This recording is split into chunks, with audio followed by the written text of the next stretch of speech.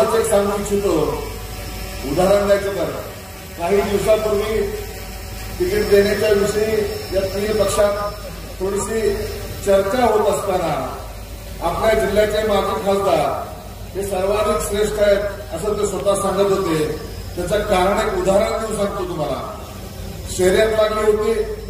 शर्यत लागली असताना शर्यतीच्या रणांगणात जर बघितलं तिथं रनर एकटाच रनर होता.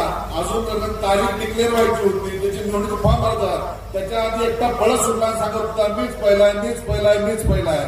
अशी अवस्था स्वतःची आहे. तर आज माझा दावा आहे त्याला सर्व त्या रणांगणात आमचा उमेदवार आज आलेला आहे आणि आता रणांगणात कोण पहिला येतो हे दाखवून देण्याची वेळ कार्यकर्त्यांची आहे. कोणी नसताना मी पहिला म्हणणं हे खूप सोपं असतं आणि त्या तो एक नंबरचा ठक माणूस आहे हे सांगायला सुद्धा मी कमी करण्याचं कारण सांगतो.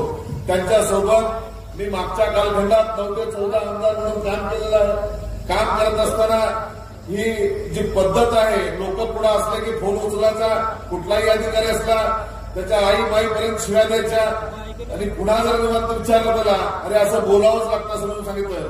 मी त्याला 6 महिने या विचारपीठावर त्याचा पीए खोचले आहे. त्यांनी विचारावं मी स्वतः खासदारांनी सुद्धा सांगावं. मी सांगितलं दादा तू माझा मित्र आहे म्हणून मी तुला सांगतो या सभागृहाचा पुढच्या कालखंडात जर तुला सदस्य राहायचं असेल तर ही तुझी स्टाईल बदलून टाक, हे खोटं बोलायचं बदलून टाक आणि काहीतरी दिखावा करायचं बदलून टाक. काही सांगितलं की माझे मामा लोक करतात मला काय माहित नाही हे असं सांगायचं. आणि मी त्याला सांगितलं होतं तू पुन्हा या सभागृहाचा सदस्य नाहीस आणि तो नंतरच्या कालखंडात त्या सभागृहाचा सदस्य होऊ शकला नाही. आणि आज खात्रीने सांगतो तुम्हाला सर्व कार्यकर्त्यांच्या जीवावर या तालुक्याचा लोकप्रतिनिधी म्हणून बोलत असताना एक गोष्ट प्रामुख्याने सांगू इच्छितो.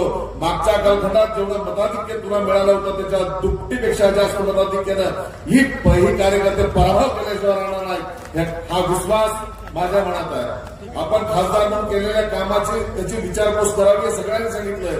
त्या खोलात मी जाणार नाही. त्याचा सगळा समाचार हे वरिष्ठ नेते मंडळी घेतील.